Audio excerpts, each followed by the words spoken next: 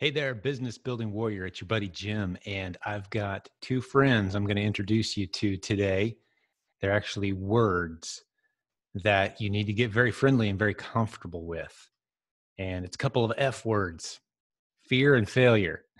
Fear and failure. We're going to talk about both of those today. I'm going to illustrate through my own story how properly seeing and embracing fear and failure have helped me so dramatically, and many leaders on our team. I can't think of a successful business building warrior in my head who hasn't correctly identified the proper function of fear and failure in their life. And let me just start here. If you've been traditionally educated, the failure thing is a big one. No one wants to be a failure. We're taught not to fail. You've probably heard this other places before, but I'm going to bring a new spin to it today that I doubt you have heard. It's one of those things that I put in a book that I'm working on. All the things I've got dozens and dozens of things that I had to unlearn from my traditional education in order to succeed as a business builder. One of them is failure is not a bad thing. It's not even a neutral thing. It is a beautiful thing. You need to understand failure. You need to pursue it. Now, you never fail intentionally, but you do experiment constantly, which means you're going to fail occasionally. And let's put it to you this way as well. We had someone post in our Facebook group not too long ago say, man, I think the reason I haven't started yet is because I have this fear of failure. It's been pounded into us. You don't want to fail.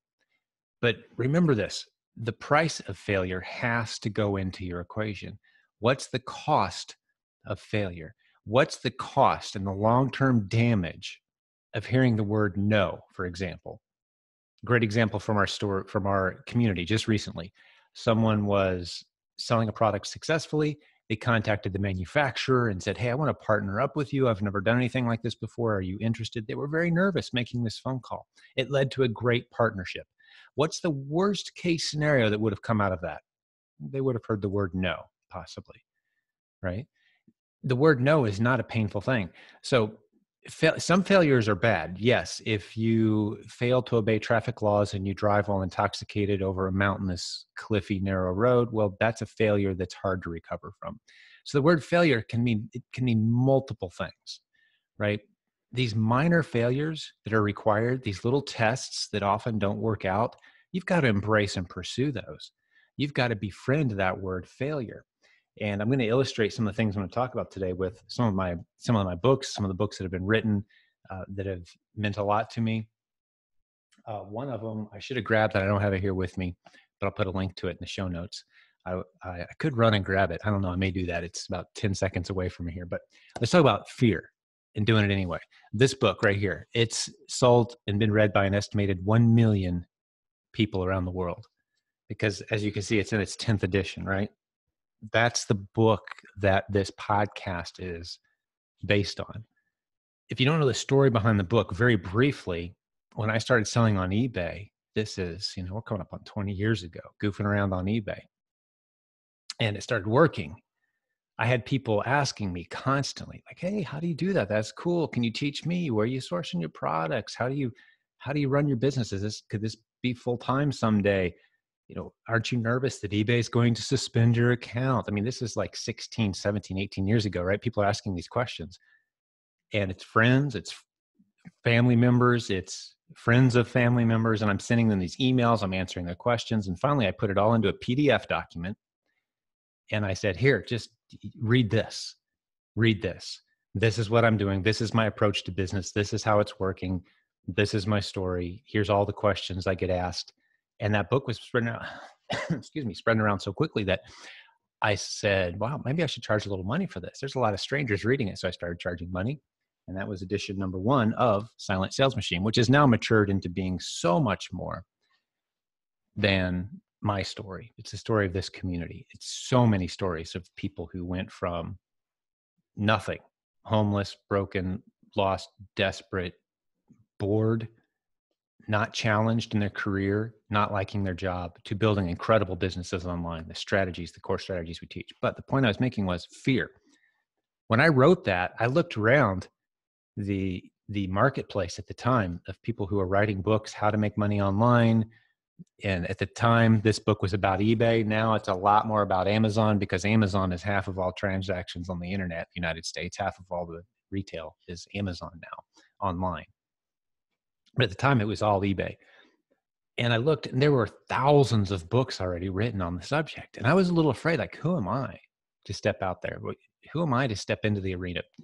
That whole imposter syndrome kicked in very strong. Even though it was a little 20-page document, I'm like, man, people aren't going to like this. They're going to pick it apart. They're going to hate it. They're going to think I'm a bad writer. They're going to critique me. I'm going to have a horrible reputation because my book just, I'm not a great writer, guys. Remember, I was a C student. I've had a lot of help.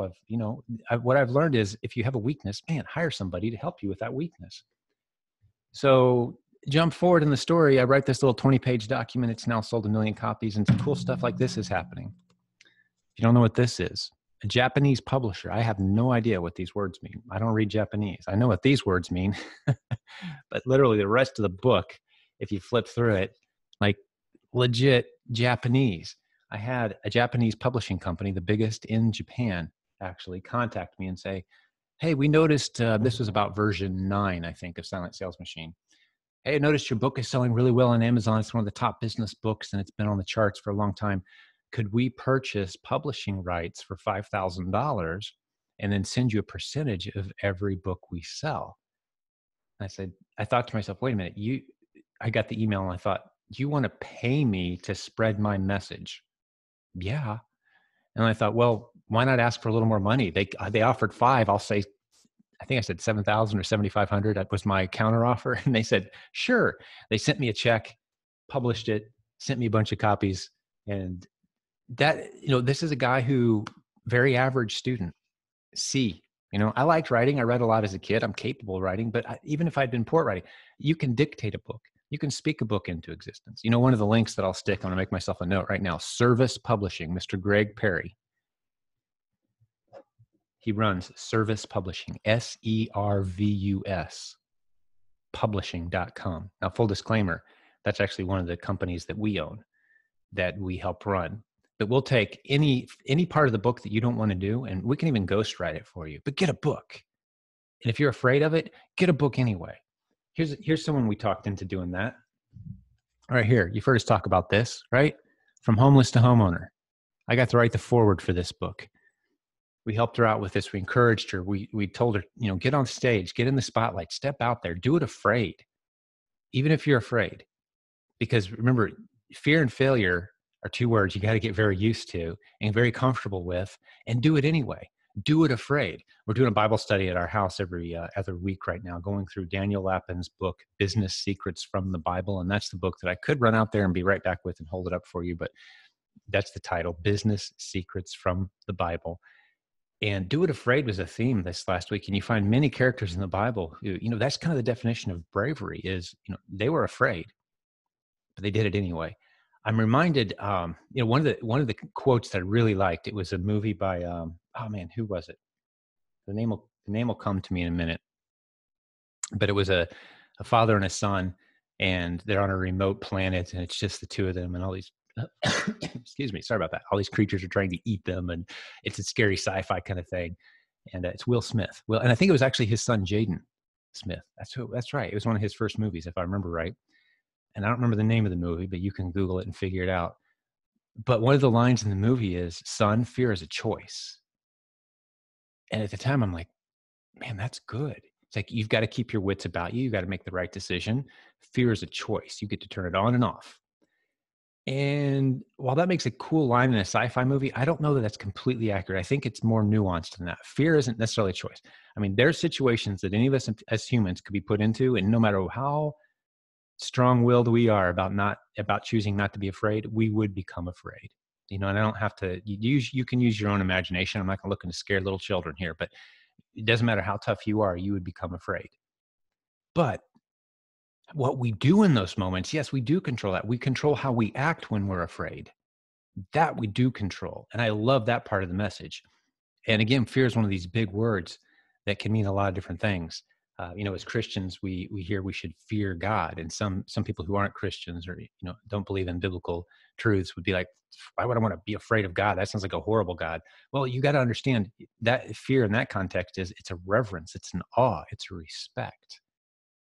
It's like, wow, that is someone and something that's so much greater than me, that chooses to love me anyway. That's so much greater, so much more powerful. I mean, look what he created. Look what he's capable of.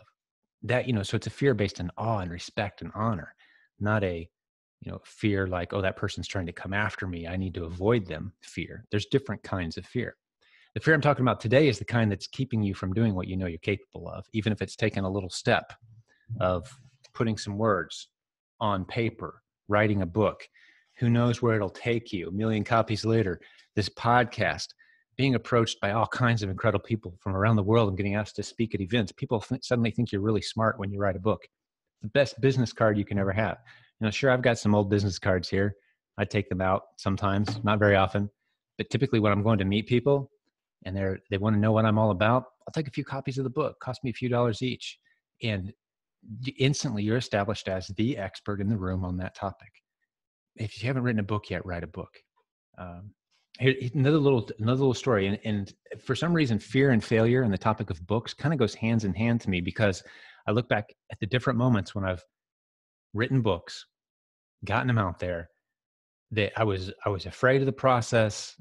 I was worried it would be a failure. It held me back. For some reason, I've never struggled with the internet day to day running the business. But when it came to books, man, you're putting your name in print on a permanent document and it's out there forever, no taking it back. And there was just something very permanent feeling about it. And fear and failure were very real for me in those moments. But this is another one that was written. And since we're doing audio and video today, you can see this one. For those of you who are just listening, you jump over to YouTube. You can see today's episode and see the books I'm holding up. I apologize. I should have said that sooner, but there is an endorsement by Dave Ramsey on this one, which was super awesome. And every penny from this book went to, and has gone to, since it was written, a great mission. A buddy of mine who's runs a great ministry out of Detroit. And every penny, even the advance that was given up front for that book. But when I first heard from a publisher and they gave me an advance and said, hey, here's $5,000, write us a great book and we'll give you another $5,000 and then we'll give you a piece of every book. I thought, man, this is great, especially getting that first check. And then, holy cow, I was on this schedule, aggressive schedule. They wanted content and I was afraid, man, am I going to be able to keep up with this schedule? What have I got myself into? Is it worth it? Is this going to be? And then especially once we decided to give every penny, I mean, the book's done well to a ministry, to a mission. Man, I was afraid. Have I done the right thing? Have we made the right decision here? Is this the right call? But in retrospect, those things where you plug ahead anyway, when failure and fear are on the table and you go forward anyway, those are the best moments to look back on, especially when the true price is so small. And this is a point I really want to emphasize right now. The price of failure and the things that we're afraid of are just so minuscule in business right now. Never in the history of man has there been a better time to overcome tiny little fears and obstacles. The fears that even just a couple hundred years ago people had were like, am I going to have enough food and water for my family tomorrow or even today? And even around the world, there's people who struggle with that, but far fewer people per capita than ever in any other time in human history. So the things we're afraid of now are, oh, if I write a little book, are people going to think I'm not that good at writing? Come on, you've got to get over that stuff. You've got to recognize the time period that we live in, the opportunity that we have, and the opportunities that come when you just say, you know what, I'm going to do it anyway. Failure might happen. So what? What's the true cost of failure? It's the beauty of an Amazon business. That's why we love teaching Amazon strategies, is because with Amazon, the cost of failure is a few dollars. You trial and error. Take the Thomas Edison approach. Hey, tried that. I found 15 ways that don't work. I found 50 ways that don't work. But unlike many other entrepreneurs of the past, it hasn't destroyed you financially, this trial and error process. You've just learned a few little lessons. And eventually, far faster than 15 or 20 trials, you're going to find something that absolutely works. And here's another book I just happen to have on the stack. This is, if you don't know, this is one of my mentors. He worked at one of the largest pharmaceutical companies in the United States his whole career, wrote a book on leadership. And it's a great book, by the way. I learned a ton. And this is a guy I stay in close contact with. He was a second father to me in college. And long story there, he spoke at one of our CES events, had him sign it for me. This is my signed copy. But the last chapter basically talks about the new kinds of leadership that are emerging in the world, who the new true leaders are. And it's not leadership by appointment. You know, a company picks and like, you're the leader and all these people must now follow you. You know, the corporate leadership, that's a real struggle for people because we want to follow people who are achieving. They've got credibility. They're creative. We're following them by choice. And if they stop being followable, we can choose to stop following them. It's a relational type of leadership approach. Systematic approach to effective leadership. Great book. And the last chapter is all about this community and how we've set up our leadership structure in this community. Because it's pretty amazing to think that we've got, 120, 130 people on our team and no building, no real structure, no serious org chart of any kind. Although, we kind of all know who reports to who, but we've never forced it on anyone. And if people want to rise up in leadership, all you have to do is perform and you're going to have more responsibility and make more money. As you help us make more money, there's going to be more there for you. That's our business approach. And it's a great structure. But it all started because I left. I was fired and decided not to go back into the corporate world. 16 years ago. That was my leap of faith. That was my, this could fail, I'm going to do it afraid moment. I've had several since then. It's gotten a little easier over time as you have more of a cushion that you've built up over time. But regardless of where you are, regardless of what your cushion is, regardless of what your support structure looks like, what your limitations are, if you're going to build a business, if you're going to truly have that liberty, the freedom to enjoy the schedule, the lifestyle that you want to go for, to support the causes you want to support, do the things with your time that you really want to do, serve people well, make money, it's going to require you dealing the right way with fear and failure. Do it anyway. Do it afraid. Test, and you're going to fail, and then succeed. That's what it looks like. Don't be afraid to fail. If you have fear, analyze it. That's where our group is so important. And I think I'll end here with this last story. Fear and isolation, that's destructive. If you're afraid and isolated away from a group that can support you and encourage you, that's really hard to overcome. Isolation is a deadly place to be. Even biblically, God said it's not good for man to be alone. The first couple books of the Bible, he was talking about Eve at the time, but he wasn't just talking about Adam and Eve. He was talking about all of us. It's not good for us to be alone. Any of us, male, female, never being alone. Our family was in Guatemala, and I got pickpocketed professionally, even though I was fully aware of the situation we were going into. I got pickpocketed by a true professional who knew what they were doing. And it took a group of them. I was with our whole family. There were 7 of us. We're going together. Our kids are much younger. Our daughter was just an infant at the time. We were adopting her from Guatemala. So we were in the country for 100 days, very familiar with our environment. We're going through a market. And I started noticing it kind of started getting more crowded than it probably necessarily, it was already a crowded market, but it started getting really crowded around us. And I'd kind of drifted from the family, not far, 10, 15 feet. We were staying pretty close together, young kids, my wife and I, but just a little 10, 15, maybe 20-foot gap where I would kind of pause to look at something, and then it got real crowded. My alarm bell should have gone off. I was isolating from those I was traveling with. And there was a group, and in retrospect, I think there were 10 or 12 people in on this pickpocket that happened, because the first thing they did was isolate me. Then they forced me into a very narrow channel where, had I been a little more bold or a little more aggressive, I could have gotten out of the aisle that they were kind of forcing me into. Because I'm like, I'm going to have to go down this tight little aisle, and I'm going to have to get back around to my family. So they got me nervous. They got me a little separated. They got me distracted from where my group was going. And I'm over here kind of isolated now. And then they kind of trapped me into this little situation. And I wasn't ever afraid, because the lady in front of me is an old lady, with a baby. And the lady behind me, who I figured out, she's just a larger lady that was kind of starting to tighten. They were kind of tightening in on me as we're going through this narrow path where you have to go kind of one at a time between these two booths. And I was there, and the lady in front of me stopped and then backed up a little bit. So I ran into her because the lady behind me kept coming hard and pushed me, bang. So in that moment, I'm like bouncing between the two of them, bang, bang. I'm separated from my family. I'm getting bounced around a little bit, very disoriented because my family is getting further away from me. And the crowd had kind of helped make that happen. And it was all very subtle. This all happened in like 30, 45 seconds. But in that moment, that must have been when they grabbed my wallet, because I had several things, fear going on in my head.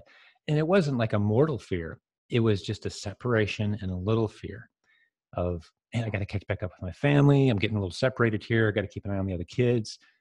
So they knew, they intentionally set up a scenario where I was distracted. I was a little afraid. I was separated. I was isolated. And that's when they took advantage. And so I just want to encourage you, if you don't have a community, hey, our community stands by, ready to support and encourage. There's no stupid questions. I ask questions all the time. I've been doing this 20 years, and the list of stuff I don't know dwarfs the list of stuff I do know. We're all new to this. And here we have a company, an 8-figure business, and we've sold all kinds of products and courses and coaching and high-end masterminds and people seeking us out. And I'm here openly admitting the stuff I don't know is massive compared to the stuff I do know. So don't be afraid to be in a group, ask questions, do it afraid, jump in, introduce yourself, tell us about yourself, and let's build something special together. What do you say? You in? All right. Hey, God bless you, business building warrior. I hope you found this encouraging. And fear and failure, make sure you got a good perspective on those, because those can keep you down and keep you from your dreams and keep you from becoming what you know you could be, what God wants you to be, what you are made to be. You got to treat them the right way. So hopefully this helps you a little bit today. Hey, let's discuss it. If you're watching on YouTube, leave me a comment. If you want to go to silentjim.com/podcast, there'll be a link if you're watching on YouTube to that. You can see a whole bunch more episodes. Only a few of our episodes are on YouTube, like this one. Or if you're listening today, you know, of course, you can go to, like I said, silentjim.com/podcast anytime. Leave us your feedback. Let us know what you think. Leave us a review wherever you're watching. We sure appreciate that too. But hey, God bless you, business building warrior. We're going to do this again real soon. Talk to you then.